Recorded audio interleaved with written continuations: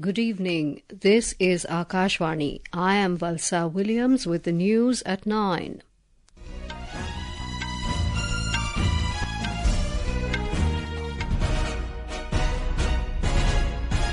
The headlines. Prime Minister Narendra Modi holds bilateral meeting with Russian President Vladimir Putin in Kazan on the sidelines of BRICS Summit, says relations between India and Russia will get better with opening of new consulate in Kazan.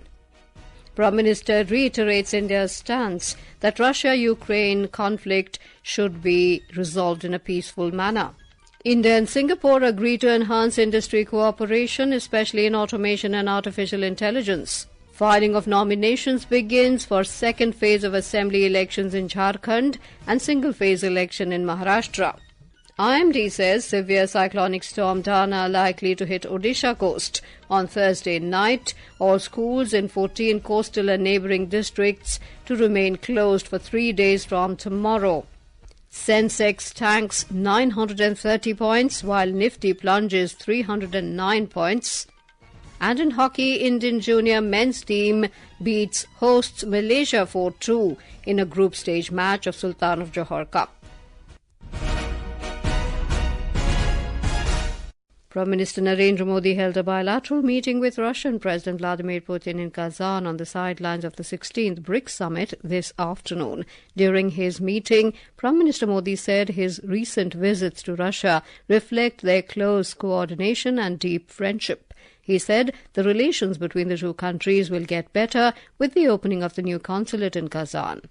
मैं आपकी मित्रता, गर्मजोशी भरे स्वागत और आतिथ्य सत्कार के लिए हार्दिक आभार व्यक्त करता हूं। मेरे लिए खुशी की बात है कि ब्रिक्स समिट के लिए कजान जैसे खूबसूरत शहर में आने का अवसर मिला है। इस शहर के साथ भारत के गहरे और ऐतिहासिक संबंध रहे हैं। कजान में भारत के नए कॉन्सुलेट के खुलने से ये संबंध और मजबूत होंगे। Speaking on the occasion, President Putin welcomed the Indian government's decision to open its consulate in Kazan. И мы приветствуем ваше решение открыть в Казани генеральное консульство Индии. जो आपने कज़ान में भारत का консул जनरल खोलने का निर्णय लिया, हम इसका स्वागत करते हैं. Расширение дипломатического присутствия Индии в России будет способствовать дальнейшему развитию двусторонних отношений. भारत के कूटनीतिक उपस्थिति से हमारे सहयोग को फायदा मिलेगा. Уважаемый господин премьер-министр, мы очень рады видеть вас и всю вашу представительную команду в России. माननीय प्रधानमंत्री जी, हम आपको और आपकी प्रतिनिधि मंडल को रूस में देखने से हमको बड़ी खुशी है. On the Russia-Ukraine conflict, Prime Minister Modi reiterated India's stance that the issue should be resolved in a peaceful manner. रूस और यूक्रेन के बीच चल रहे संघर्ष के विषय पर हम लगातार संपर्क में रहे हैं। हमारा मानना है कि समस्याओं का समाधान शांतिपूर्ण तरीके से ही होना चाहिए। शांति और स्थिरता की जल्द से जल्द बहाली का हम पूरी तरह समर्थन करते हैं। हमारे सभी प्रयास मानवता को प्रमुखता देते हैं। आने वाले समय में भी भारत हर संभव सहयोग देने के लिए तैयार है। Later, External Affairs Ministry's spokesperson Randeep Jaiswal informed that during the meeting, Mr. Modi appreciated the Russian chairmanship of BRICS and conveyed his best wishes for the success of the summit. He added that the two leaders reviewed the entire spectrum of the India-Russia relationship. They also shared perspectives on regional and global issues, including the ongoing conflict in Ukraine. Our correspondent covering the Prime Minister's visit has filed this report.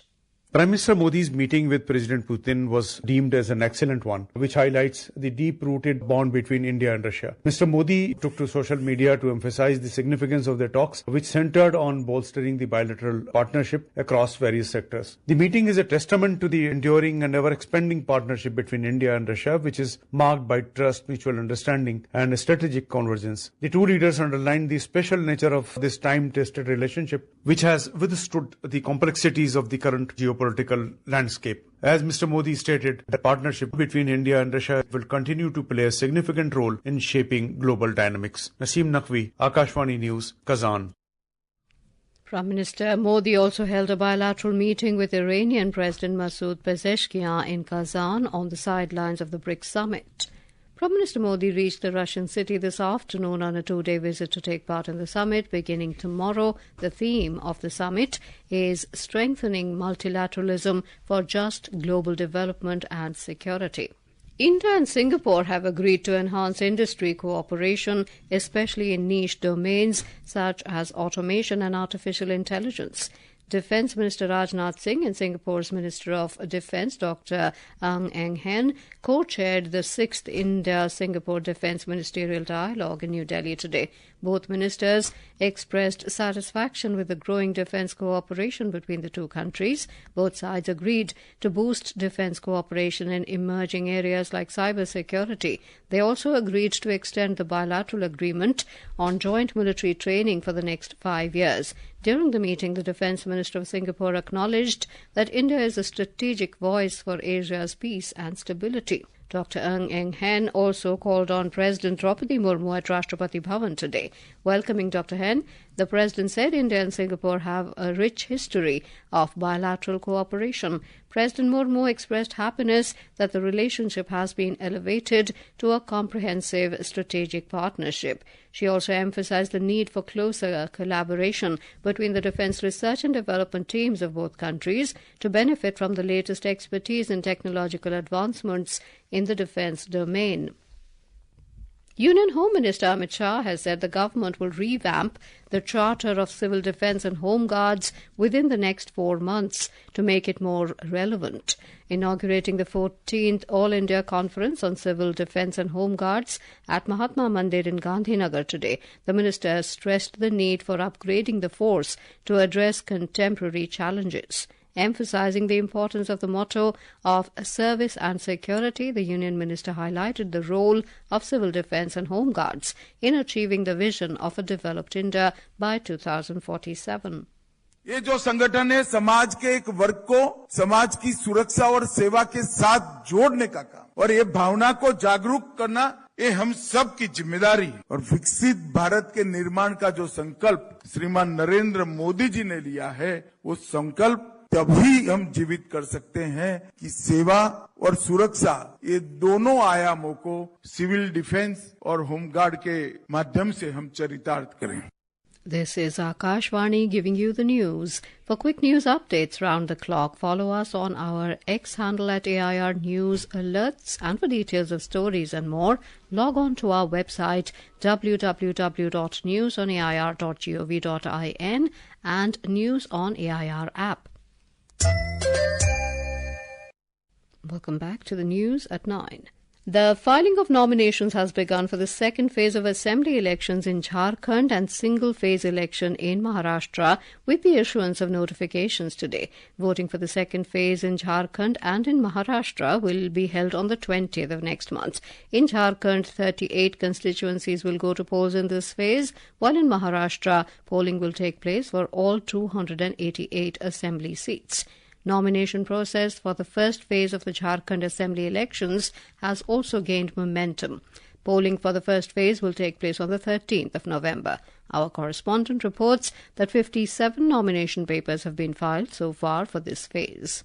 25th of October is the last date for filing of nomination papers for the first phase of polling, while 29th of October is last date of filing for the second phase. Counting of votes will take place on the 23rd of November. Meanwhile, illegal materials and cash worth over 7 crore 72 lakh rupees have been seized so far in the state since the announcement of assembly polls. 12 FIRs have been lodged for violation of Model Code of Conduct. With KK Lal's report from Ranchi, Shagun Chopra for Akashvani News. The notification for the assembly polls in Maharashtra and the by-poll for the Nanded Lok Sabha seat was issued today. This election will mainly be a fight between the ruling alliance of BJP, Shiv Sena and NCP and the opposition alliance of Congress, Shiv Sena, Uddhav Balasaheb Thackeray and NCP, Sharad Chandra Pawar. A report from our Mumbai correspondent. A dramatic change in Maharashtra's political landscape since the 2019 assembly polls, with splits in the NCP and Shiv Sena, has made seat sharing an uphill task for all the parties. Barring BJP's first list of 99 candidates, no other major political party has declared its candidate so far. However, on the first day of filing nominations, a total of 40 candidates, mostly independents, filed their papers from various seats. With the last day of filing nominations being 29th October, hectic negotiations are currently on to finalize seat-sharing formula and candidate list. Nisha Rani, Akashvani News, Mumbai. Counting of votes will be taken up on the 23rd of November. The Joint Committee of Parliament on Waqf Amendment Bill 2024 has suspended TMC MP Kalyan Banerjee from attending the meeting of the panel for a day. The decision has been taken following his unruly behaviour during the panel's meeting at Parliament House today. The severe cyclonic storm Dana is gaining strength in the Bay of Bengal and is heading towards the Odisha coast at 4 kilometers per hour, with a landfall expected on the intervening night of this Thursday and Friday. Dana is anticipated to make landfall between Bhitarkanika and Kendrapada and Bhadrak or Balisar of the Odisha coast. The Intermeteorological Department IMD has said the depression formed over the east-central Bay of Bengal is likely to move west-northwestward and intensify into a cyclonic storm by tomorrow morning over the east-central Bay of Bengal. Thereafter, it is likely to intensify into a severe cyclonic storm over the northwest Bay of Bengal by Thursday morning. The severe cyclonic storm is expected to strike the Odisha coast with wind speeds of 100 to 110 kilometers per hour, gusting up to 120 kilometers per hour at the time of landfall. More from our correspondent. The Odisha government has started evacuations from potentially impacted areas likely to be badly affected by Dana. 6 IS officers have been given the charge of relief and rescue operations for 6 districts likely to be more affected by the severe cyclone. All schools, colleges and universities in 14 coastal and neighbouring districts will remain closed for 3 days from tomorrow, while all scheduled examinations have also been cancelled. The state government has also cancelled leaves of all the doctors. The East Coast Railways has cancelled 198 trains for 3 days from tomorrow. Over 500 multi-purpose cyclone shelters equipped with essential facilities have been readied in the coastal districts. The state government has asked the centre for more NDRF teams to deploy in red zone districts. Fishermen have been banned from entering sea from tomorrow. Prakash Das, Akashvani News, Bhubaneswar. In business news, the domestic benchmark indices today ended with a fall of more than 1%. We have a report. The BSE Sensex tanked 930 points to close at 80,221 and the NSE Nifty plunged 309 points to settle at 24,472. In the forex market, the rupee today ended unchanged at 84 rupees and 7 paise against the US dollar. In the Indian bullion market, the 24-carat gold was up at 78,510 rupees for 10 grams. In the global crude market, Brent crude was trading at $74.89 per barrel when reports last came in. Nishit Kumar for Akashvani News. Union Minister for Communication Jyotiraditya Scindia has said that since the beginning of the rollout of 4G, the subscribers of Bharat Sanchar Nigam Limited BSNL have increased from 75 lakh to 1.8 crore in the last 6 months. Unveiling the new logo and 7 services of BSNL in New Delhi today, the minister said India is among the 6 countries in the world to develop their own 4G telecom network, which will soon migrate to 5G. In hockey, the Indian junior men's team defeated hosts Malaysia 4-2 in a group stage match of Sultan of Johor Cup this evening. The Indian team continued its winning streak in the tournament, registering its 3rd win in a row under new coach PR Srijesh. And now, before we end the bulletin, the headlines once again. Prime Minister Narendra Modi holds bilateral meeting with Russian President Vladimir Putin in Kazan on the sidelines of BRICS Summit. Says relations between India and Russia will get better with opening of new consulate in Kazan. Prime Minister reiterates India's stance that Russia-Ukraine conflict should be resolved in a peaceful manner. India and Singapore agree to enhance industry cooperation, especially in automation and artificial intelligence.